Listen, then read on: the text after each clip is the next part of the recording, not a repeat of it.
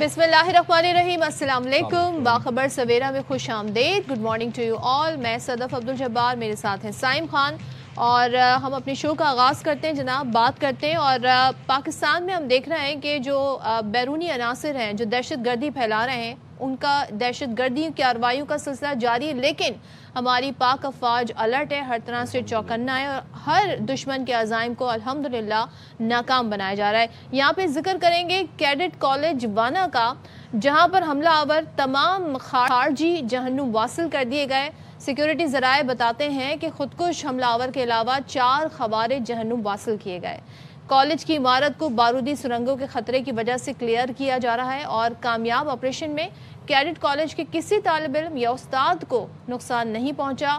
525 तलबा समेत 650 अफराद को बाहिफाजत रेस्क्यू कर लिया गया है। बिल्कुल, दहशतगर्द हमले में पाक फौज के 3 जवान उन्होंने जाम शहादत नोश किया और आप देखें कि ये जो ऑपरेशन था ये कई घंटे तवील था।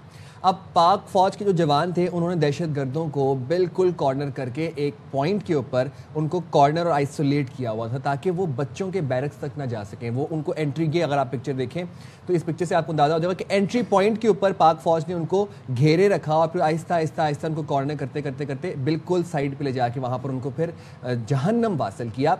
वाना कैडेट कॉलेज से रेस्क्यू किए गए कैडेट्स का ये कहना है कि पाक फ़ौज ने हिफाजत की, अल्हम्दुलिल्लाह सब महफूज हैं। फितनल खवारिज के शरपसंदों को फोर्सेस ने बर वक्त कार्रवाई करके हलाक किया और बहादुरी से हमला जो था वो फितनल खवारिज का उसको पिस्पा किया।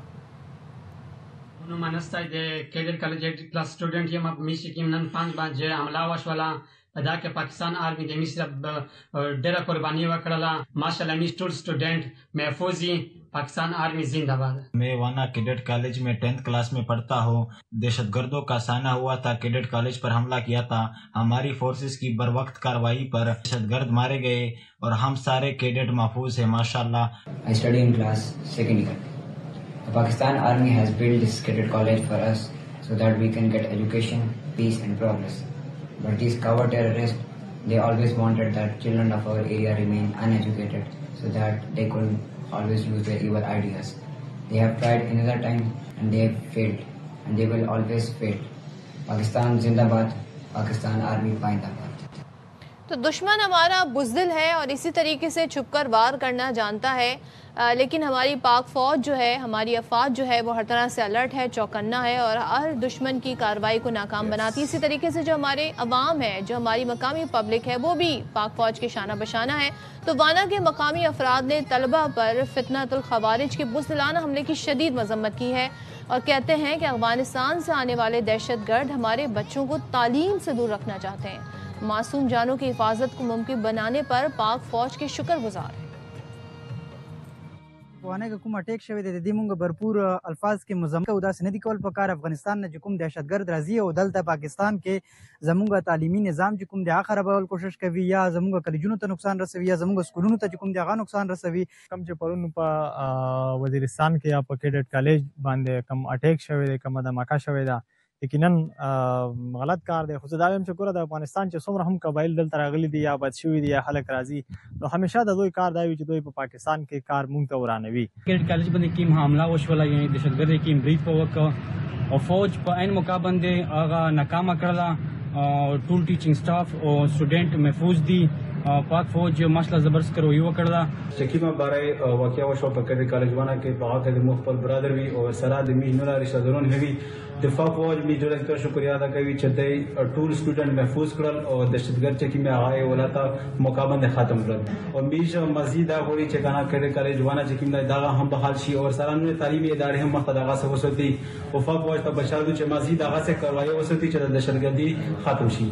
अच्छा, पाकिस्तान के नापाक दुश्मनों की यही औकात और यही हैसियत है कि वो मासूम निहत्ते शहरियों को डरा धमका सकते हैं।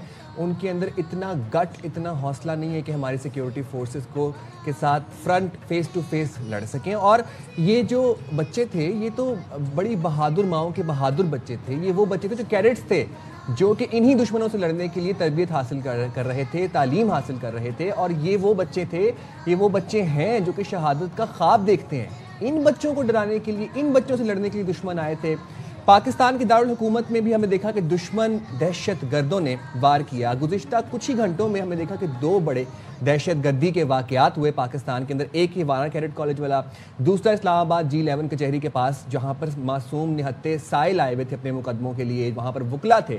وہاں پر پولیس کی گاڑی کے قریب خودکش حملہ ہوا اور 12 افراد جو تھے وہ اس حملے میں شہید ہوئے, جبکہ آپ دیکھیں کہ 37 افراد زخمی ہوئے. اسلام آباد کچہری کے باہر خودکش دھماکہ ہندوستانی حمایت یافتہ افغان طالبان کی پراکسی اور فتنہ الخوارج کی جانب سے کیا گیا. اچھا, اب اس کی جو ڈیٹیل سامنے آئی ہے اس سے پتہ ہی چلتا ہے کہ خودکش حملہ آور پیدل ہی اسلام آباد کچہری تک پہنچا, لیکن سخت چیکنگ کی وجہ سے اندر نہیں جا سکا اور 10 سے 15 منٹ گیٹ پر ہی بیٹھا رہا. جیسے ہی پولیس کی گاڑی پہنچی, خارجی خودکش حملہ آور نے خود کو دھماکے سے اڑا لیا. قریب سے گزرتے وکیل اور سائل دھماکے کی زد میں آ گئے. دھماکے سے قریب کھڑی گاڑیوں اور موٹر سائیکلز کو نقصان پہنچا. اب تحقیقاتی اداروں کو دھماکے کی جگہ سے خودکش حملہ آور کا سر اور اعضاء ملے ہیں, لیکن آپ یہ دیکھیں کہ جس طریقے سے معصوم شہریوں کو نشانہ بنایا گیا. وانا کیڈٹ کی ہم اگر بات کریں, وہاں پہ تعلیم کے حصول کے لیے بچے وہاں پر ہیں موجود, تو یہ بزدلانہ کارروائیاں دہشت گردوں کی جاری ہیں اور ان سے نمٹنے کے لیے ہم پوری طرح سے تیار ہیں. اب اسلام آباد دھماکہ جو ہے اس میں جو زخمی شہری ہیں ان کے حوصلے پست نہیں ہیں. دہشت گرد پاکستانی قوم کو خوفزدہ کرنے میں ناکام رہے. زخمیوں کا کہنا ہے کہ دہشت گردی کے خلاف قوم متحد ہے. زخمی بچے کی ایک والدہ کا ہم اس وقت آپ کے ساتھ ایک ان کی جو گفتگو ہے وہ شیئر کریں گے. وہ کہتی ہیں کہ جناب ہم جو ہیں جنہیں ہم نے کھانا کھلایا, جنہیں ہم نے پناہ دی, وہ بھی ہمارے آج دشمن بن گئے ہیں. تو ذرا سنتے ہیں وہ کیا کہہ رہی ہیں. اپنا پاکستان ہے, ہمیں اپنے پاکستان میں امن چاہیے. ہم یہ بغارت کو پیغام دے دیتے ہیں کہ اس کو باز آ جائے, اس حملے کی مذمت کرتے ہیں. ایک دم دھماکہ ہوا ہے اور بندہ بھی ایک گڈا بیچ میں تھا. وہ بھی ساڈے دشمن بن گئے نے, جنہاں نو اسی کھانا بھی کھلایا, انہاں نو پناہ بھی دتی ہے, وہ بھی ساڈے دشمن نے. تمام مسلمان جو ہے وہ آپس میں متحد ہو کے اس دشمن کے نسور کو ختم کریں. انڈیا میں جو کچھ ہو رہا ہے, جو ہمارے خلاف کر رہے ہیں, وہ ٹھیک تو نہیں کر رہے. اللہ ان کا بیڑا غرق کرے جو پاکستان کے خلاف ہیں. جب تک لا الہ الا اللہ محمد رسول اللہ بولنے والا پاکستانی زندہ رہے گا نا, تو پاکستان ان سے جیتتا رہے گا. آپ ان کے حوصلے دیکھ رہے ہیں, کہتے ہیں کہ جب تک کلمہ پڑھنے والے زندہ رہیں گے پاکستان ہمیشہ فتح یاب رہے گا. اور وہ خاتون نے ایک بات کہی کہ جن کو ہم نے کھلایا پلایا آج وہی ہمارے دشمن بن گئے, اور اللہ کرے پاکستان کے تمام دشمن ایسے ہی جہنم واصل ہوں اور ایسے ہی نیست و نابود ہوں. وزیر دفاع خواجہ محمد آصف صاحب کل گفتگو کر رہے تھے, انہوں نے کہا کہ ہماری سرزمین پر خون بہایا جا رہا ہے تو افغان طالبان رجیم کو بھی جواب ملنا چاہیے اور ملے گا. وزیر اعظم اور عسکری قیادت جو بھی فیصلہ کریں گے اس پر عمل درآمد کیا جائے گا.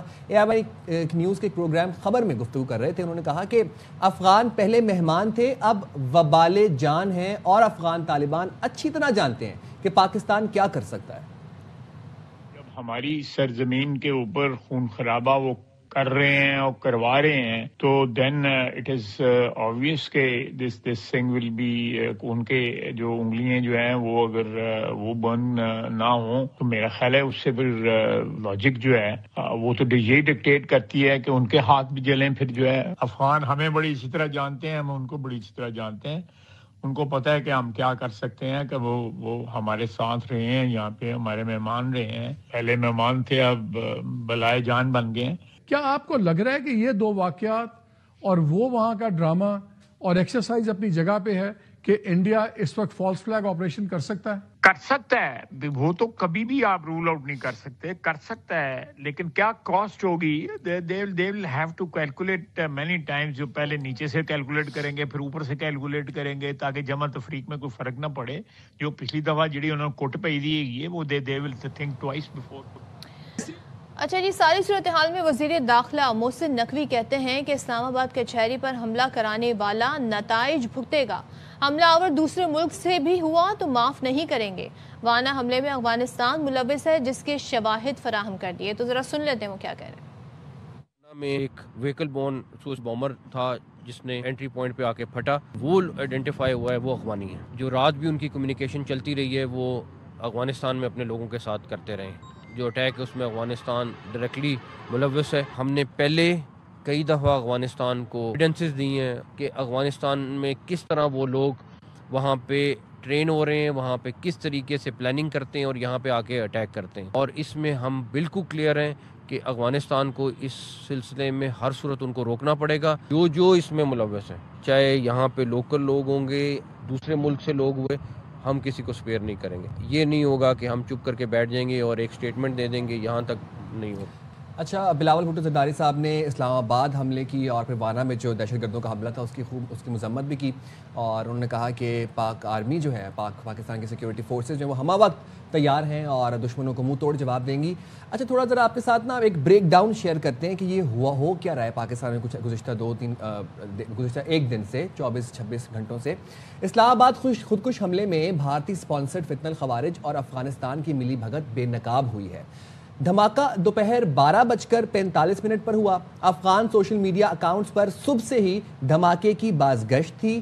6:45 پر افغان طالبان سے منسلک اکاؤنٹ سے کمنگ سون اسلام آباد جیسے ٹویٹس کیے گئے. ذرائع ہمیں یہ بتاتے ہیں کہ افغان ملٹری پریڈ کے موقع پر بھی دھمکی آمیز پیغامات میں لاہور پر افغان جھنڈے لہرانے یا اسلام آباد جلانے کی باتیں کی گئیں. تو دھماکے سے پہلے افغانستان سے سوشل میڈیا جو پوسٹ ہیں وہ واضح ثبوت ہیں کہ قابض طالبان رجیم باز نہیں آئی اور پاکستان میں کھلم کھلا دہشت گردی کی مرتکب ہے.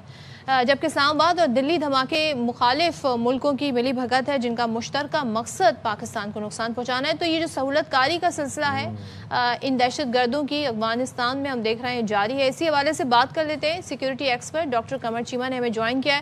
Thank you so much doctor Qamar Cheema join کرنے کے لیے. آپ ظاہر ہے یہ جو دو بڑے واقعات ہوئے ہیں اس کو اگر ہم دیکھیں اور پھر ہم تھوڑا سا پیچھے چلے جائیں اور بات کریں, جب مذاکرات کے دور چل رہے تھے پاکستان کا ایک ہی مطالبہ تھا اور وہ یہ تھا کہ اپنی سرزمین دہشت گردی کے لیے آپ استعمال نہ ہونے دیں, جس پر نہ ان کی طرف سے ہیزیٹیشن تھی, کبھی وہ سائن نہیں کرنا چاہ رہے تھے, کبھی وہ امن کی بات نہیں کرنا چاہ رہے تھے. اب ثابت ہوتا ہے کہ یہاں تو پراپر سہولت کاری کا سلسلہ جاری ہے. یہی وجہ تھی کہ وہ اس امن اور پیس کی طرف نہیں آنا چاہتے تھے. جی بہت شکریہ. آپ کو میری آواز آ رہی تھی؟ جی جی. دیکھیں اس میں بڑی کلیئرٹی ہے کہ پاکستان نے افغان طالبان کو تمام لیولز پہ انگیج کیا ہے. ہم نے آپ کو یاد ہوگا کہ علماء کے ڈیلیگیشن بھیجے, ہماری پولیٹیکل اینڈ ملٹری لیڈرشپ بھی وہاں پہ گئی, عسکری قیادت بھی گئی. پھر آپ کو یاد ہوگا ہم نے انٹرنیشنل کمیونٹی کو انگیج کیا, ہم نے عرب اور مسلمان ممالک کو انگیج کیا. یہ قطر اور ترکی تو ابھی آئے ہیں, اس سے پہلے بھی سعودی عرب, قطر اور یو اے ای وغیرہ کا کردار رہا ہے. ہم نے انٹرنیشنل کمیونٹی کو بتایا, اور لیکن انفارچونیٹلی افغان طالبان اس چیز پہ بزید ہیں کہ ٹی ٹی پی جو ہے وہ پاکستان کے اندر ان کو وہ جو مرضی کاروائیاں کریں ہم ان کو روک نہیں سکتے. اور یہی وجہ ہے کہ ہم نے ڈپلومیسی کا, انگیجمنٹ کا سہارا لیا, ان کے ساتھ رہے, رابطے میں رہیں اور ان کو کنونس کریں کہ یہ جو ماڈل انہوں نے افغانستان میں افغان نیشنل آرمی جو اشرف غنی اور اس وقت امریکہ نے بنائی تھی, ان سے لڑ کے افغانستان لے سکتے ہیں. پاکستان سے لڑ کے یہ 1 انچ کی زمین بھی نہیں لے سکتے. ان کے پاس تو وہ فوج بھی تھی, وہ تو ان کے پاس تو ڈیڈیکیشن موٹیویشن کوئی نہیں تھی. یہ پاکستان ہے, یہاں پہ اگر طالبان یہ کہیں کہ ٹی ٹی پی یا کوئی گروہ جو ہے وہ کسی ایک علاقے پہ قبضہ کر لے اور ہم انہیں کہیں کہ جی ٹھیک ہے وہ یہاں پہ حکومت بنائے, یہ تو سوال ہی پیدا نہیں ہوتا. تو یہ بالکل غلط طریقہ کار سوچ ہے افغان طالبان کی کہ ٹی ٹی پی اس طرح کی حرکت کر سکتے ہیں. یہ پاکستان کی عوام کبھی الاؤ نہیں کریں گے. اور ہم نے دیکھیں اس میں بڑی قربانیاں دی ہوئی ہیں اور پورے پاکستان میں قربانیاں دی ہیں. اب سوال یہ پیدا ہوتا ہے کہ اب ہمیں کرنا کیا ہے. ہم نے تمام آپشن ایگزاسٹ کر لی ہیں یہاں پہ, اور بین الاقوامی دنیا اور جو ریجنل ممالک ہیں جس میں ایران اینڈ چائنا کا میں ذکر کروں گا, وہ پاکستان کے اس نیریٹو کو, پاکستان کی بات کو سمجھتے ہیں کہ پاکستان جو ہے وہ اس سے متاثر ہے, اور پاکستان کے بار بار کہنے کے باوجود کوئی فلٹر چل رہا ہے اس چیز کا. اور ایک ہی حل ہے آپ کے پاس اور وہ ہے طاقت. دیکھیں اب ابھی متقی صاحب, عامر خان متقی افغانستان کے فارن منسٹر گئے ہوئے تھے انڈیا. افغانستان انڈیا کیا کر رہا ہے, ابھی حال ہی میں انہوں نے کابل کے اندر ایک افغان ہندو ریسرچ سینٹر کھولا ہے. اب بہت زیادہ پیسہ انڈیا سے افغانستان آ رہا ہے. اب افغانستان کے اندر تو ہندو کوئی نہیں ہے, تھوڑے سے لوگ ہوں گے وہاں پہ, لیکن ان کے لیے بھی ایک بہت بڑا تھنک ٹینک کھول دیا وہاں پہ انہوں نے. تو میں یہ سمجھتا ہوں کہ بہت زیادہ جو کیش فلو ہے وہ انڈیا سے افغانستان ہوگا, اور ہمیں اس چیز کا پتہ ہے کہ یہ اس طرح معاملات ختم نہیں ہوں گے جس طرح ہم کر رہے ہیں. پہلے ہم نے دیکھیے ہمیں بہت سارے لوگ کہتے ہیں شاید پاکستان کسی ایونٹ کو ریئیکٹ کرتا ہے. پاکستان بالکل کسی ایونٹ کو ریئیکٹ نہیں کرتا کہ کل اسلام آباد میں دہشت گردی کا حملہ ہوا یا وانا میں ہوا. ہم نے ڈپلومیسی کا سہارا لیا, پولیٹیکل ڈائلاگ کا سہارا لیا, مذہبی ڈپلومیسی کا سہارا لیا. ہم نے پورے پروسیس کو ایگزاسٹ کیا ہے. پھر ہم نے فارن آفس لیول پہ ان کو انگیج کیا, ڈیمانڈس کیے ہیں, ہماری انٹیلیجنس ایجنسیز نے ان تک ایکسیس کی ہے, ہر چیز کر بیٹھے ہیں. لیکن وہ ایک ہی چیز پہ بزد ہے کہ ہم پی ٹی پی دہشت گرد جماعت ہے, ہم اس کو کچھ نہیں کہیں گے. وہ اور یہاں پہ آ کے امریکہ کو پوچھنا چاہیے کہ کیا جو ابراہیم اکارڈ جو انہوں نے دوحہ ایگریمنٹ کیا تھا, کیا وہ دوحہ ایگریمنٹ انٹیکٹ ہے؟ کیا دوحہ ایگریمنٹ کے تحت تو یہ تھا کہ افغانستان جو ہے وہ القاعدہ کو اپنی سرزمین استعمال نہیں کرنے دے گا امریکہ اور اس کے اتحادیوں کے خلاف؟ آج القاعدہ کیا, آج تو 10 اور تنظیمیں وہاں پہ افغانستان میں بیٹھی ہوئی ہیں جو پاکستان کے خلاف ایکٹیو ہے. ٹی ٹی پی اور القاعدہ کا کیا ہمیں حساب پتہ نہیں ہے کہ یہ سب نے جو ان کی آئیڈیالوجیکل کمٹمنٹ ہے وہ تو جو امیر جو ہے وہاں پہ ملک کے اندر ان کے پاس ہے. تو یہ چیز ہے کہ انہوں نے بحث کی ہوئی ہے وہاں پہ افغان طالبان کی, ٹی ٹی پی نے. ہمارے پاس کوئی چوائس نہیں ہے سوائے ایک اصلی آپشن کے, کیونکہ ہم نے تمام آپشن ایکسرسائز کر لی ہے. اگر کوئی بیٹھ کے دیکھیں, ہمارے ہاں آپ کو پتا ہے جو پولیٹیکل ڈسٹورشن ہے, ایک گروپ پاکستان کے اندر ایک پولیٹیکل دھڑا یہ سمجھتا ہے کہ ہمیں افغان طالبان سے بات کرنی چاہیے. مجھے یہ بتائیں یہ قطر اور ترکی کا diplomatic political and economic influence Afghanistan کے اوپر بہت زیادہ ہے. وہ ایک ریاست کے طور پہ, ملک کے طور پہ ان کے ساتھ انگیج کرتے ہیں. کیا آپ سمجھتے ہیں قطر اور ترکی اگر افغان طالبان کو کنونس نہیں کر سکے تو کیا پاکستان کی کوئی سیاسی جماعت یا کوئی پولیٹیکل دھڑا افغان طالبان کو کنونس کر لے گا کہ ٹی ٹی پی کا ساتھ چھوڑ دو؟ یہ سوال ہی پیدا نہیں. ہمیں بہت دیر کر دی ہے. ہم نے 4 سالوں میں 4000 لوگوں کی شہادتیں کروائی ہیں صرف اس چیز کا کہ یہ حالات پیدا نہ ہوں افغانستان کے ساتھ, افغانستان کے ساتھ لڑائی نہ ہماری ہو, یہ جنگ کے بادل نہ آئے. لیکن ہم کیا کریں جب ایک بندہ یہ کہتا ہے کہ میں نے 2014 میں آپ کا اے ٹی ایس ہوا تھا, وہ ایک اور اے ٹی ایس کرنے کے لیے وانا کالج میں گھسے تھے. وہ تو ہمارے سیکورٹی فورسز اور افواج کی جو ہے وہ پروفیشنلزم ہے کہ کس طریقے سے انہوں نے ٹیک آؤٹ کیا ہے دہشت گردوں کو, ورنہ وہ تو اے ٹی ایس 2 کر کے پہنچے ہوئے تھے وہاں پہ. سو پوائنٹ یہ ہے کہ اب آپ کے پاس کوئی چوائس نہیں ہے ان سے لڑنا. یہ دیکھیں, اور پھر دوسری بات کیا ہے کہ یہ ایک تکفیری سوچ ہے. دیکھیں انہوں نے کیا کہا, انہوں نے جو اسٹیٹمنٹ ڈالی, انہوں نے کہا جی پاکستان کے جج اور وکیل اور نظام یہ کفار کا نظام ہے, وہ ہمیں مسلمان نہیں سمجھتے, وہ ہمیں سب پاکستان کو کافر سمجھتے ہیں, وہ سمجھتے ہیں کہ ہم مسلمان ہیں. اب ان کو دیکھیں, اور پوری دنیا میں ان کی تکفیری سوچ ہے. اور یہ دیکھیں یہ امریکہ کے ساتھ تو انگیج کرتے ہیں, ڈائلاگ کرتے ہیں اور کہتے ہیں کہ دوحہ ایگریمنٹ کر لو, پاکستان کے ساتھ نہیں کرتے. تو آپ امیجن کریں کہ یہ کتنے زیادہ یہ پروفیشنلی چیزوں کو ڈیل کرتے ہیں. ہم شاید اور ڈاکٹر صاحب ایک اور پوائنٹ یہاں پر بڑا اہم ہے کہ افغان طالبان رجیم کو انسٹیبلٹی سوٹ کرتی ہے, خطے کو غیر مستحکم کرنا ان کو سوٹ کرتا ہے, اور یہ فیڈ کرتے ہیں اس چیز کے اوپر, وار اکانومی پہ فیڈ کرتے ہیں. اب پاکستان وزیر دفاع خواجہ آصف صاحب کل ایئر نیوز کے پروگرام میں گفتگو کر رہے تھے, وہ کہہ رہے تھے کہ جواب جو ہے نا اب اس تمام تر چیزوں کا, دہشت گرد کی کارروائیوں کا, یہ دنوں میں جائے گا, اور افغانستان کو بڑے اچھے سے پتہ ہے پاکستان کی کیپیسٹی کا. آپ کو نہیں لگتا کہ افغان طالبان رجیم افغانستان کے عوام کو بلا جواز ایک جنگ میں دھکیل رہی ہے؟ دیکھیں افغانستان کے جو لوگ ہیں نا وہ جنگ نہیں چاہتے. آپ کو پتہ طالبان کا جو رجیم ہے یہ کوئی افغانستان کے لوگوں نے تو نہیں انسٹال کیا ہوا, نہ یہ کوئی انکلوسیو رجیم ہے, نہ اس کو افغانستان کی جو باقی گڑے ہیں تاجک, ازبک, ہزارہ اور جو باقی ایتھنک گروپ ہیں ان کی کوئی نمائندگی کر رہے ہیں. حالانکہ امریکہ کے ساتھ تو انہوں نے ایگریمنٹ کیا ہوا ہے کہ ہم ایک انکلوسیو گورنمنٹ بنائیں گے, جو دوحہ ایگریمنٹ تھا. تو میں سمجھتا ہوں کہ پاکستان کو امیڈیٹلی اپنے تمام ایک تو اس کو او آئی سی میں ٹیک اپ کرنا چاہیے پاکستان کو. دیکھیں ایک اس طرح کا اسلامک ملک اپنے آپ کو کہتا ہے, یہ اسلامک نہیں ہے, یہ مسلمانوں کو بھی کافر کہتے ہیں, یہ اس طرح کے تو لوگ ہیں. دیکھیں یہ ٹی ٹی پی اور یہ جو دہشت گرد لوگ ہیں ان کے دماغوں میں یہی ڈالا گیا. تو میرا خیال ہے تو مسلمان دنیا کے اندر بھی اس پہ بحث ہونی چاہیے کہ یہ کس طرح کی سوچ رکھتے ہیں, یا ان کا کیا نظریہ ہے, یا کیا اسکول آف تھاٹ ہے. یہ افغان طالبان انتہائی ایک ڈبل سٹینڈرڈز والے لوگ ہیں، اپنے آپ کو مسلمان کہتے ہیں اور خود مسلمانوں کو قتل کرتے ہیں، دہشت گرد جماعتوں کے ہاتھوں سے قتل کرواتے ہیں اور کہتے ہیں کہ تم لوگ کافر ہو. تو یہ ڈبل سٹینڈرڈز ہیں کہ اپنے آپ کو مسلمان کہنا، باقی مسلمان ملکوں کو بھی مسلمان کہنا، اور یہ پاکستان کے اندر مسلمانوں کو یہ کہتے ہیں کہ تم لوگ کافر ہو، تمہیں مارنا جو ثواب ہے پاکستان کے ججوں کو، پاکستان کی پولیس کو، پاکستان کی اور اب دیکھیں پہلے یہ ہارڈ ٹارگٹ سلیکٹ کرتے تھے کہ لا انفورسمنٹ ایجنسیز کو، اب یہ سافٹ ٹارگٹ پہ آ گئے ہیں کہ پاکستان کے بچوں کے اوپر، خواتین کے اوپر، وکیلوں کے اوپر، عام آدمی کے اوپر یہ سافٹ ٹارگٹ آپ ڈھونڈ رہے ہیں. انڈسکریمنیٹ یہ رویہ ہے. میں سمجھتا ہوں کہ دیکھیں یہ آپ کو ایک سٹینڈرڈ یہ جنگ لڑنی پڑنی ہے آپ کو. یہ ایسے نہیں ہونا کہ آپ اپنی آنکھیں نہیں بند کر سکتے. 4 سال ہم نے کوشش کی، ڈائلاگ، ڈپلومیسی، انگیجمنٹ، اور وہ راستہ ڈھونڈا. وہ ایک ہی چیز کہتے ہیں کہ ہمیں تو علاقہ دو جس علاقے میں بیٹھ کے ہم اپنا نظام نافذ کریں. تو یہ پاکستان پہ اس وقت سوال ہی پیدا نہیں ہوتا. ٹھیک ہے، thank you so much. Doctor Qamar ji ہمارے ساتھ تھے، ساری سچویشن پر بات کر رہے تھے. اب اسی والے سے بات کریں گے. پاکستان پیپلز پارٹی کی سینئر رہنما سینیٹر شہری رحمان صاحبہ نے ہمیں جوائن کیا ہے. تھینک یو سو مچ شہری صاحبہ ہمیں جوائن کرنے کے لیے. بتائیے گا اب یہ جو دہشت گردی کے 2 واقعات ہوئے ہیں اس کے تانے بانے افغانستان سے مل رہے ہیں، اور ظاہر ہے جس طریقے سے سہولت کاری جاری ہے وہ سلسلہ بھی اب عیاں ہو گیا ہے. پھر بھارت کا اس میں کیا کردار ہے وہ بھی کسی سے ڈھکا چھپا نہیں ہے. کیا آپ ساری سچویشن پہ آپ کی رائے ہے؟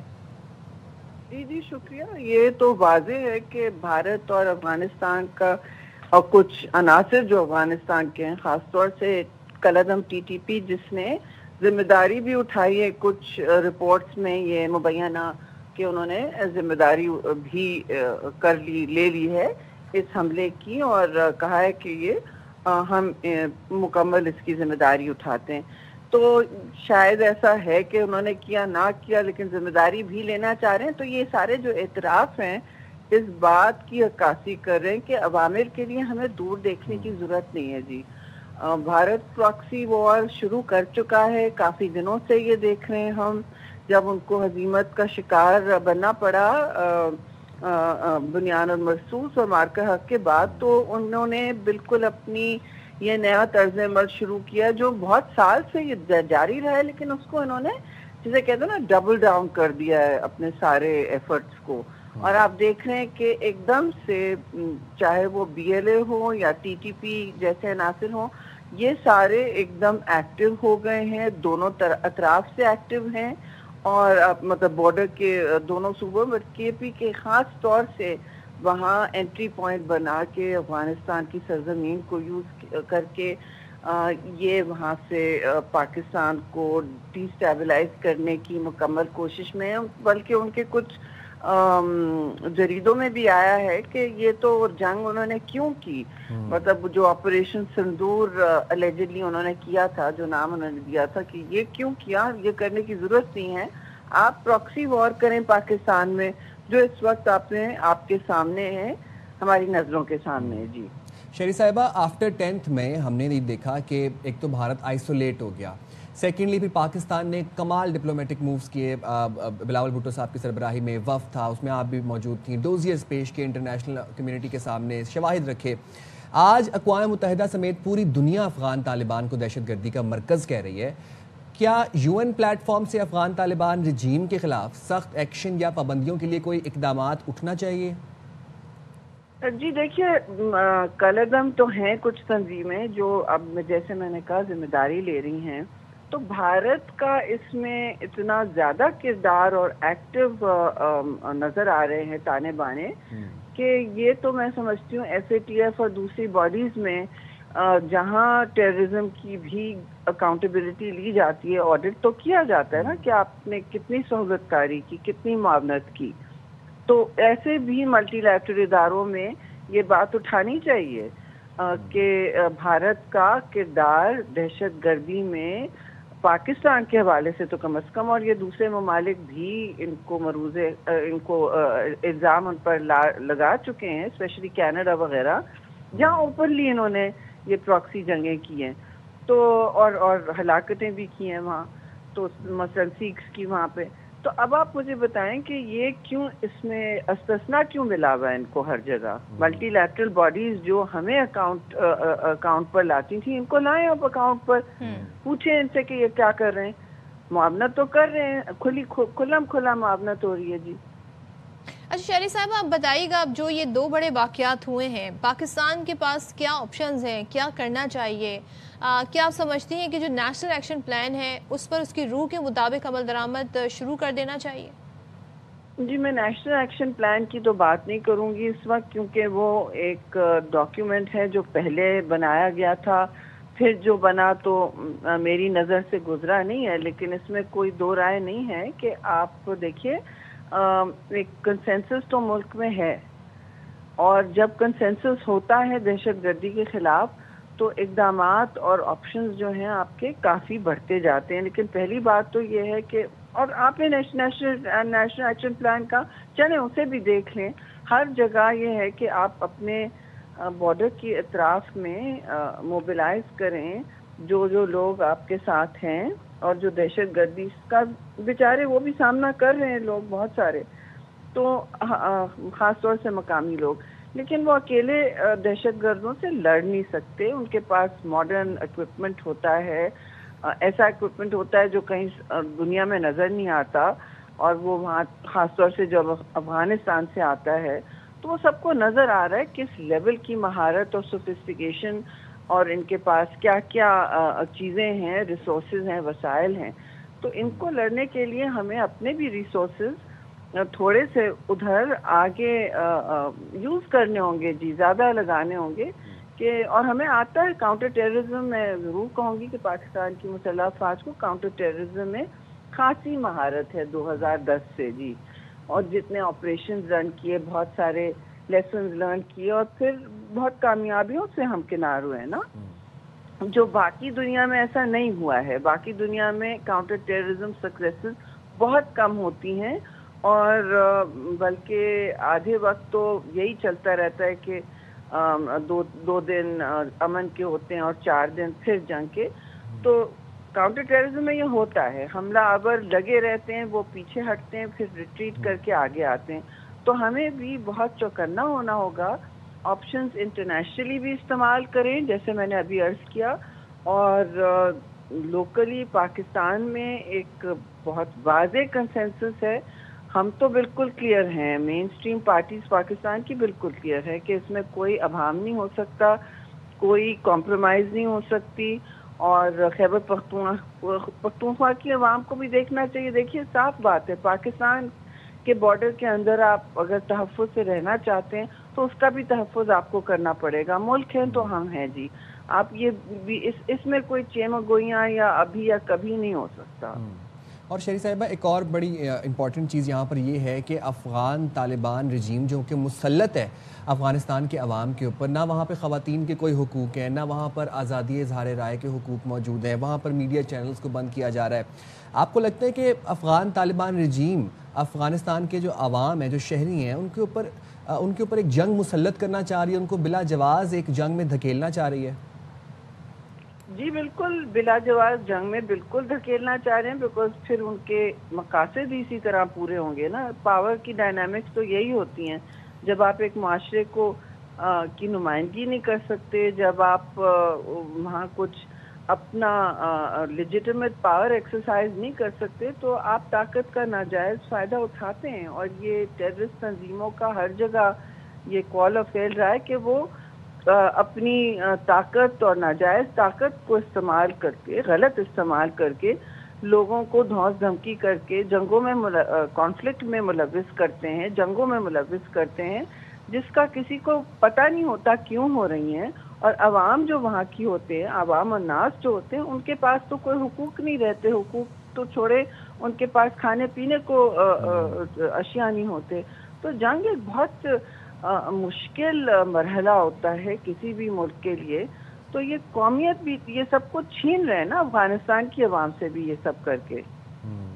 ठीक है, थैंक यू सो मच। शहरी रहमान साहब हमारे साथ सारी सिचुएशन पर बात कर रही थी, और इससे पहले डॉक्टर कमर चीमा थे। और ज़ाहिर है पाकिस्तान ने, देखें ہمیشہ سے امن کی بات کی ہے، لیکن جب اس طرح کی دہشت گردی کی کارروائیاں ہوں گی تو پاکستان جواب کا حق رکھتا ہے، اور پاکستان نے ماضی میں بھی بتایا، چاہے وہ بھارت ہو چاہے افغانستان ہو، کہ ہماری کیا کیپیبلٹیز ہیں، کیا کیپیسٹی ہے.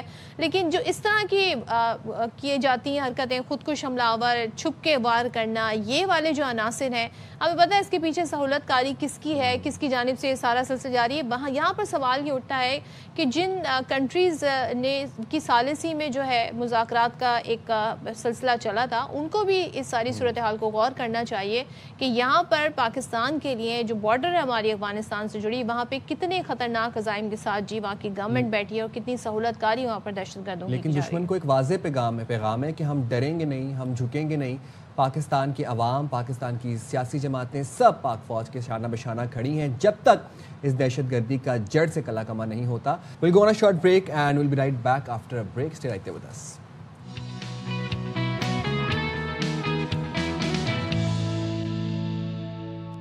Welcome back once again. اور سینٹ سے تو پاس ہو گئی یہ 27ویں آئینی ترمیم، لیکن اب اسے قومی اسمبلی میں پیش کیا جانا ہے، اور آج بتایا جا رہا ہے جی کہ یہ 27ویں آئینی ترمیم قومی اسمبلی سے اسے منظور کرایا جائے گا. بل گزشتہ روز پارلیمنٹ میں پیش کیا گیا اور ہم نے دیکھا کہ اس حوالے سے وزیر قانون اعظم نذیر تارڑ کہتے ہیں کہ سینٹ نے بل کی 2/3 اکثریت سے منظوری دی. اب مشترکہ پارلیمانی کمیٹی میں اپوزیشن کو بھی بیٹھنا چاہیے تھا. سوموٹو کے ذریعے ملک کا معاشی نظام بٹھایا گیا جسے اب ختم کر دیا گیا ہے. فیلڈ مارشل کا اعزاز آرمی چیف سید عاصم منیر کی پیشہ ورانہ مہارت کے اعتراف میں دیا گیا ہے اور اس رینک کو آئینی تحفظ دیا گیا ہے. یہ اعزاز واپس لینا کسی فرد واحد کا اختیار نہیں ہوگا. اچھا، پھر کل ہم نے دیکھا کہ chairman P T I barrister Gohar نے بھی کل ایک تقریر کی پارلیمنٹ میں. انہوں نے کہا کہ 27ویں آئینی ترمیم پر حکومتی اتحاد کو خوب انہوں نے ہمیں دیکھا کہ آڑے ہاتھوں لیا اور کہا کہ آئین میں تبدیلیاں اتفاق رائے سے کی جاتی ہیں، لیکن 2 لوٹوں کے ووٹ سے 27ویں ترمیم منظور کرائی گئی. پھر انہوں نے کہا کہ عوام کے سامنے جواب دہ ہونا ہی اصل جمہوریت ہے. آئینی ترمیم کے چیف جسٹس کا ٹائٹل ہی ختم کر دیا. آئینی عدالت کے چیف جسٹس کی تقرری وزیر اعظم کی جانب سے کرنا غلط فیصلہ ہے. اچھا، جب 27ویں آئینی ترمیم کے حوالے سے کوئی بھی سیاستدان کو گفتگو نہیں کر رہے تھے، آن ایئر کوئی بات اس پر نہیں کر رہے تھے، ایسے میں فاروق ستار صاحب نے ہمارے شو میں حوالہ دیا تھا کہ ان کی ملاقات ہوئی ہے اپنے وفد کے ساتھ وزیر اعظم سے. انہوں نے کہا آئینی ترمیم آ رہی ہے تو ہماری بلدیاتی قانون سے متعلق یہ گزارشات ہیں. جب ان سے پوچھا کہ بھائی کیا واقعی آ رہی ہے 27ویں ترمیم، تو انہوں نے کہا جی مجھے نہیں معلوم. تو پھر دوبارہ میٹنگ ہوئی اور ایم کیو ایم نے اپنی جو 27ویں آئینی ترمیم ہے اس میں کہا جی ہم چاہتے ہیں بلدیاتی قانون میں ترمیم ہو، لیکن اب انہوں نے اپنی جو امیدیں ہیں وہ 28ویں ترمیم سے جوڑ لی ہیں. تو مصطفیٰ کمال صاحب وفاقی وزیر ہیں، کہتے ہیں کہ جی یقین ہے کہ 28ویں آئینی ترمیم بھی آئے گی جس میں لوکل گورنمنٹ سے متعلق ایم کیو ایم کی تجاویز شامل ہوں گی. اچھا جی، وزیر دفاع خواجہ آصف یہ کہتے ہیں کہ 18ویں ترمیم میں کیے گئے وعدے پورے نہ ہونے پر برہم ہمیں کچھ وہ نظر آئے، اور انہوں نے کہا کہ ترمیم کے وقت وعدہ کیا گیا تھا کہ اختیارات نچلی سطح سے منتقل ہوں گے، لیکن ایسا نہیں کیا گیا. اور یہ رویہ 18ویں ترمیم سے بھی ہم نے دیکھا کہ وہ کہہ رہے ہیں کہ اچھا نہیں ہے. تو ذرا سنا دیتے ہیں آپ کو کہ وہ کیا کہہ رہے ہیں. جمہوریت کا نعرہ لگاتے ہیں، ہم جمہوری بنتے نہیں ہیں، ہمارا کلچر جمہوری نہیں ہے، ہمارا ڈی این اے جمہوری نہیں ہے. 18ویں ترمیم کے اندر ریولوشن کا بڑے نعرے لگائے گئے، چیسٹ تھمپنگ ہوئی کہ جی پتہ نہیں کیا انقلاب لایا گیا ہے، اور جو ہے گلی محلے کے لیول کے اوپر جو ہے ٹرانسفر ہو جائے گی. کہ 18ویں ترمیم میں ہماری ایک کمٹمنٹ تھی، امپلیمنٹ نہیں کیا. یہ 18ویں ترمیم کے ساتھ بھی دھوکہ دہی ہے. چلیں جی، تو ساری صورتحال پہ بات کر لیتے ہیں. اسلام آباد بیورو چیف خاور گھمن نے ہمیں جوائن کیا ہے. Khawar, thank you so much, good morning to you. بڑا روایتی سا سوال ہے، لیکن ظاہر ہے جب بھی کوئی آئینی ترمیم پیش کی جاتی ہے تو پہلا سوال نمبر گیمز کا ہوتا ہے. جب حکومت کو جہاں پہ مشکل تھی وہ تھی سینٹ، وہاں پر بھی 2 اراکین جو ہیں، ایک پی ٹی آئی کے ایک جے یو آئی کے، ان کے ووٹ سے ترمیم منظور ہو گئی. قومی اسمبلی میں تو کوئی نمبر گیم کا ایشو ہی نہیں ہے. بہت شکریہ صدف. دیکھیں، نمبر گیم آپ کو یاد ہوگا جب اس سے پہلے 26ویں آئینی ترمیم پاس کی گئی تھی تو اس وقت ایشو تھا، سارے لوگوں کی نظریں مولانا فضل الرحمان صاحب کے اوپر تھیں. اس وقت کی اپوزیشن بھی آپ کو پتا ہے کہ مولانا فضل الرحمان صاحب کے پاس جاتی رہی کہ جی آپ اس کے اوپر سٹینڈ لیں. پھر ایونچولی مولانا فضل الرحمان صاحب نے جب ووٹ دے دیا تو وہ 64 کا نمبر پورا ہو گیا. اس بار جو ہے اسلام آباد میں ہم موجود ہیں. اسلام آباد میں کسی کو بھی شک نہیں تھا کہ کوئی نمبر گیم کا ایشو رہے گا. آپ نے دیکھا حکومتی وزراء یہ بتا رہے تھے کہ 2 की जरूरत थी तो 2 आ गए, 4 की जरूरत होती तो 4 आ जाते, वो फैसल वाड़ा साहब भी बता रहे हैं, और बाकी असेंबली से भी हमारे जो रिपोर्टर्स हैं हमें यही बता रहे थे। बाकी जहाँ तक ताल्लुक है, और नेशनल असेंबली की बात 100% दुरुस्त है, 224 का नंबर चाहिए, 237 हुकूमत के पास मौजूद है सादा अक्सरियत, सॉरी 2/3 मेजॉरिटी के लिए। So number game is just not an issue. देखिए इशू क्या बन रहा है, जो हुकूमत मुझे नहीं समझ आ रही कि जानबूझ के ये अपोजिशन को एक क्यों एक एलाबाय या एक उनको बहाना दें कि वो क्रिटिसाइज करें। आपने तरमीम लानी है, आपके पास नंबर गेम है, तो आपको कोई रोक रुकावट नहीं है। आप जो है पार्लियामान से 2/3 मेजॉरिटी के साथ आइन में किसी भी तरह की कोई तब्दीली करना चाहें वो कर सकते हैं, ये आपका हक है एक पार्लिमानी जमहूरियत के अंदर। लेकिन वो जिस तरह भी आपने एक बयान सुनवाया कि अगर बैरिस्टर गौहर ये कहेंगे कि क्या मजबूरी आन पड़ी थी कि सुबह सुबह बाकू से जो है प्राइम मिनिस्टर साहब को ऑनलाइन एक यस करना पड़ा, वो मेरे ख्याल में सिग्नेचर भी फिर उन्होंने कोई वो इलेक्ट्रॉनिक ही किए होंगे। आजकल आपको पता है ना वो इलेक्ट्रॉनिक सिग्नेचर चलते हैं, वो भी IT में लोग हैं, उनको इस बात का इल्म है। सो वो हुआ। उसके बाद यहाँ पे भी अगर थोड़ा सा पार्स को ऑन बोर्ड ले लेते या वकला को, बाकी जो है सिविल सोसाइटी को एंगेज कर लेते, तो एक फीडबैक लेके प्रॉपर तरीके से टाइम थोड़ा सा लगा के ये कर लेते, तो मेरे ख्याल में कोई वजह नहीं थी। पाकिस्तान के अंदर अदलिया के अंदर रिफॉर्म्स की जरूरत है, कोई दो राय नहीं है। पाकिस्तान के अंदर यूनिटी ऑफ कमांड जो आर्म फोर्सेस की है उसकी एक जरूरत आज से नहीं, काफी अरसे से इसके हवाले से पेपर्स भी लिखे जा रहे थे, वो एक जरूरत थी, वो बिल्कुल उसको करना चाहिए था, वो हो गया। लिहाजा ये जो हुकूमत की उजलत जो समय से बालातर है, उन्होंने क्यों ऐसा किया?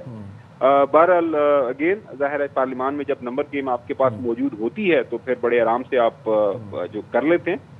आई डोंट थिंक सो कि कोई प्रॉब्लम होगी किसी भी सतह के ऊपर। वैसे खावर भाई ये MQM वाली क्या डायनामिक है, ज़रा ये भी हमें बताइएगा। पीपल्स पार्टी हम देखते हैं अपनी तजावीज़ मनवा भी लेती है, हुकूमती तजावीज़ निकलवा भी देती है, लेकिन MQM के साथ ही क्या चल रहा है? 26 की दफ़ा उनको 27वीं का कहा था, अब 27वीं हो रही है तो उनको 28वीं का कहा गया है, तो ये क्या डायनामिक है?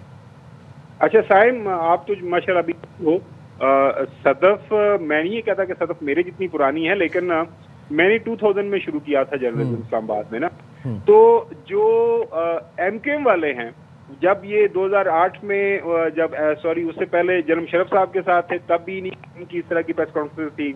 फिर 2008 में जब पीपल्स पार्टी के साथ इन्होंने हुकूमत ज्वाइन की तब हम देखते थे 2 दिन हुकूमत के साथ, 2 दिन हुकूमत से बाहर, 2 दिन हुकूमत के साथ, 2 दिन हुकूमत के बाहर। उसके बाद फिर 2013 के अंदर PMLN की हुकूमत आई तो तब भी आपने देखा, फिर 2018 में PTI की हुकूमत आई तो फिर भी उनके साथ थे, तो तभी यही एक उनका एक आर्गूमेंट था कि जी हमें 140A के ऊपर तरमीम चाहिए, हमें खुद मुख्तार लोकल गवर्नमेंट चाहिए, जो कि उनका एक आर्गूमेंट है, सही है। लेकिन कोई वजह है, आप ये सदफ बेहतर बता सकती है कि क्यों MQM वालों की बात को इतना सीरियस नहीं लिया जाता। माशाल्लाह वो हमारी तो इतनी उर्दू भी अच्छी नहीं है, वो बड़े अच्छे अंदाज से आर्टिकुलेट करते हैं अपना आर्गूमेंट, पार्लियामान के अंदर पार्लियामेंट के बाहर समझ भी आती है वो क्या बात कर रहे हैं, लेकिन उनकी बात नहीं समझी जाती है। अब ये काउंटर मैंने सवाल कर दिया सदफ को, सदफ ही बता सकती है। सदफ पे आपने इतने भारी जिम्मेदारी डाल दी है, मैं इसका क्या, मैं तो खुद सवाल कर रही हूँ कि भाई MQM वालों को अच्छा उन्हें यकीन भी होता है कि अब जो नेक्स्ट तरमीम आएगी उसमें जी हमारी मुद्दा जो है वो हल हो जाएगा, मगर उम्मीद पे कहते हैं ना दुनिया कायम है। लेकिन ये बताइएगा 28वीं तरमीम फिर क्या आ रही है जो वो इतने वसूख से कह रहे हैं? देखिए जिस तरह किसी ने कहा था ना कि 26वीं के बाद 27वीं और 27वीं के बाद फिर 28वीं ही तरमीम आनी है, तो जब भी अगली तरमीम होगी तो वो 28वीं, उसका नंबर तो 28वीं तरमीम ही होगा आईने पाकिस्तान में। तो वो कब आएगी, कैसे आएगी, जाहिर है वो MQM वाले तो कह रहे हैं, लेकिन वर्ड ऑफ माउथ यही है, शुनीद यही है कि आएगी। लेकिन अगर देखें जल्दी हानि होती तो वो जो चीजें उसमें डलनी थी उसमें भी डाली जा सकती थी। मेरे ख्याल में वो क्या कहते हैं, कोई MQM वाले चांद नहीं मांग रहे थे, वो एक आर्टिकल 140A के हवाले से कुछ उनकी ख्वाहिश थी, वो काफी पुरानी है, काफी पुराना उनका ये एक आर्गूमेंट है कि जो लोकल गवर्नमेंट्स हैं उनको कुल्ली तौर पर, खास तौर पर मुआशी तौर पर, जो कि आर्टिकल का जो आइन का आर्टिकल कहता है कि उनको खुद मुख्तार बनाया जाए, लेकिन वो पैसे आगे ट्रांसफर नहीं होते, जिस तरह अभी बात कर रहे थे। ज़ाहिर ये इश्यूज होते हैं। Thank you so much Khawar, हमारे साथ थे, सारी सूरत हाल बात कर रहे थे। चले जी आगे बढ़ते हैं, बात करते हैं मैच की, और मैच हुआ जी श्रीलंका पाकिस्तान के दरमियान, اور آپ سوچ رہے ہوں گے جی کہ کل پاکستان نے جو سکور کیا ہے کیا بات ہے. تو سری لنکا کو ویسے ہم نے 6 رن سے ہرایا ہے اور پاکستان کے 300 رنز کے جواب میں 299 ہم نے بنائے, ٹارگٹ انہیں 300 کا دیا. اس میں سری لنکا کی ٹیم جو ہے جی 293 رنز بنا سکی اور پنڈی میں یہ میچ ہوا. 5 وکٹوں کے نقصان پر 299 رنز سکور کیے پاکستان نے. فخر زمان نے 32, بابر اعظم نے 29 بنائے, سائم ایوب 6, محمد رضوان 5 رنز بنا سکے. لیکن کل جو میچ کی ہائی لائٹ تھی وہ تھی سلمان علی آغا اور حسین طلعت کی شاندار پارٹنرشپ. انہوں نے جی اسکور کو 233 تک پہنچایا اور سلمان آغا نے 105, حسین طلعت نے 62 رنز کی شاندار اننگز کے لیے. اور کل جو یہ اننگ تھی اسے دیکھنے میں مزہ بھی بہت آیا. اچھا, پھر سری لنکن سپنرز نے 3 کھلاڑیوں کو آؤٹ کیا اور 59 رنز کی شاندار اننگز کے لیے. پاکستانی فاسٹ بولر حارث رؤف نے ہم نے دیکھا کل ویسے شاندار کم بیک کیا اور 4 وکٹیں حارث نے حاصل کی. اچھا, سلمان آغا اور طلعت کی جب ہم شراکت کی بات کر رہے تھے, پاکستانی بیٹرز سلمان آغا اور حسین طلعت نے قومی ٹیم کو برے وقت میں سہارا دیا. 5ویں وکٹ پر سلمان اور حسین نے 138 رنز کی شراکت بھی بنائی. اچھا جی, بابر کی بات کر لیتے ہیں. انہوں نے بیٹنگ میں تو 29 رنز بنائے لیکن وہ فیلڈنگ میں چھائے رہے. انہوں نے سلپ اور باؤنڈری پر شاندار کیچ پکڑے. تو وہ مناظر بھی بڑے وائرل اس وقت ہوئے ہیں سوشل میڈیا پر. تو چلیں جی اب بات کر لیتے ہیں ساری پرفارمنس پر. نمائندہ خصوصی برائے کھیل شاہد ہاشمی ہمارے ساتھ ہیں. شاہد صاحب تھینک یو سو مچ. 6 رن سے پاکستان کی جیت ہوئی ہے اور کل ہم نے بڑی اچھی پارٹنرشپ بھی دیکھی. تو اوور آل کیا کہیے گا؟ اچھی کارکردگی رہی لیکن اور زیادہ کمپریہنسولی میچ جیتنا چاہیے تھا. 210 رنز پر سری لنکا کے 7 کھلاڑی آؤٹ ہوئے تھے. یا تو وہاں سے ریلیکس ہو گئے یا پھر حسرنگا نے جس طرح بیٹنگ کی اور شاہین سے اوورز میں کیلکولیشن میں تھوڑی سی غلطی ہو گئی کہ آخری اوور باقی جتنے بھی ٹاپ بالر تھے سب نے اپنے اوورز کرا لیے تھے. یا تو نواز سے اوور کراتے یا حسین طلعت سے. انہوں نے سوچا فاسٹ بالر ہے حسین طلعت سے کرا لیں. وہ پاکستان کو گلے پڑ سکتا تھا, بڑا مہنگا ثابت ہو سکتا تھا آخری اوور اگر وہاں پہ رنز بن جاتے اور وہ کیلکولیشن غلط ہو جاتی. تو آئندہ میچوں میں یہ خیال رکھنا پڑے گا کہ کیلکولیشن غلط نہ ہو, اس لیے کہ سری لنکا کی ٹیل نے جس طرح بیٹنگ کی وہ پاکستان سے میچ چھین کے بھی لے جا سکتے تھے. 6 رنز بڑا معمولی سا مارجن ہے, اس کے اوپر دیکھنا پڑے گا. لیکن اوور آل بیٹنگ اچھی رہی, فیلڈنگ پاکستان کی اچھی رہی, بالنگ اچھی رہی. حارث رؤف کے اوپر اکثر تنقید ہوتی ہے کہ وہ بہت رنز دیتے ہیں لیکن وہ ہمیشہ سے وکٹ ٹیکنگ بالر ہیں. وہ وکٹ لیتے ہیں اور جب وکٹ لیتے ہیں تو ان کے اوپر رنز بھی پڑتے ہیں. پاکستان نے اوور آل اچھی کارکردگی دکھائی. تینوں میچ جیتنے چاہیے تاکہ پاکستان رینکنگ میں 5ویں سے 4تھے نمبر پر آ جائے. اچھا, اور شاہد بھائی ہم نے کل دیکھا کہ سائم سے 1 اوور کروایا گیا, پھر اس کے بعد محمد نواز کے بھی 2 اوور بچ گئے تھے. تو کیوں نہیں پھر ان سے اوورز کیوں نہیں کروائے گئے؟ اچھا کھیل رہے تھے. بالکل وہی کیلکولیشن میں غلطی ہوئی. بیچ میں 2-1 اوور اور کرا لیتے, سائم سے نواز سے کروا لیتے تو آخر میں یہ موقع نہ آتا ہے. اس لیے کہ پی ایس ایل اس سال کے پی ایس ایل میں بابر اعظم کپتان تھے پشاور زلمی کے, انہوں نے کیلکولیشن میں غلطی کی اور حسین طلعت کو ہی اتفاق سے آخری اوور دیا تھا, وہاں وہ رنز بن گئے اور پشاور زلمی ایک جیتا ہوا میچ ہار گیا. تو کیلکولیشن پراپر ہونی چاہیے. بیچ میں اوور کروا لیتے تو یہ نوبت نہ آتی کہ آخری اوور مین بالرز کرتے, یا تو شاہین خود کرتے, حارث رؤف کرتے یا نسیم شاہ کرتے. نسیم شاہ نے سیکنڈ اسپیل بہت اچھا کیا. تو یہ کیلکولیشن غلطی نہیں ہونی چاہیے. بیچ میں ان بالر سے بالنگ کروا کر کوٹا پورا کرنا چاہیے. ٹھیک ہے, اور ظاہر ہے ہم ابھی اس پہ مزید بھی بات کریں گے. اسپن وکٹ تھی اور ابرار کو بٹھایا ہوا تھا, بابر کی بات کریں گے. لیکن یہاں پر ہم شاہد صاحب ویلکم بیک جناب. اور ہم بات کر رہے تھے پچھلے گھنٹے کے اینڈ پہ پاکستان نے جو پہلا ون ڈے کرکٹ میچ جیتا ہے سری لنکا کے اگینسٹ, 6 رن سے سری لنکا کو شکست دی. اچھا, آئی نو کہ بالکل نیک ٹو نیک مقابلہ تھا, 6 رنز بہت ہی مطلب اینڈ پہ جا کے میچ ہاتھ سے نکالا سری لنکا کے. بٹ کل ہم نے بڑے اچھے کھلاڑیوں کی اچھی پرفارمنس بھی دیکھی, بابر کے کیچز بھی دیکھے, پھر ہم نے سلمان اور حسین کی بھی ہم نے شراکت داری دیکھی. حسین طلعت نے اپنی پہلی 50 بنائی کل او ڈی آئی کے اندر. ذرا آپ کو ایک دفعہ جھلک دکھاتے ہیں کہ کل کیا کمال بیٹنگ کا مظاہرہ کیا گیا. Goes over the top now. That's what they've been searching for. Gets it over. That is a very good shot over mid-off. Hussain Talat tries his hand as well. Even that last boundary, mid-off in the circle, extra cover in the circle. 2 runs. Real good running. takes him to a half century. Salman اور حسین طلعت کی جو partnership تھی بڑی زبردست رہی. 237 runs انہوں نے 33 runs انہوں نے جوڑے اور اس کے بعد ہم دیکھ رہے ہیں کہ اپنی سینچری بھی سکور کی سلمان نے اور 62 رنز بنائے حسین طلعت نے. اس کے ساتھ ہی جی ہم یہ دیکھ رہے ہیں کہ جی پاکستان نے اچھے طریقے سے مزید جیسے کہ شاہد صاحب کہہ رہے تھے کمپریہنسولی ہم یہ میچ جیت سکتے تھے کیونکہ اچھی خاصی وکٹیں نکال لی تھیں. 7 وکٹیں تھیں 207 رنز پر جب سری لنکا کی, تو اس کے بعد بڑی آسانی سے میچ جیتا جا سکتا تھا, لیکن ہم اس کو بالکل آخر تک لے کر چلے گئے.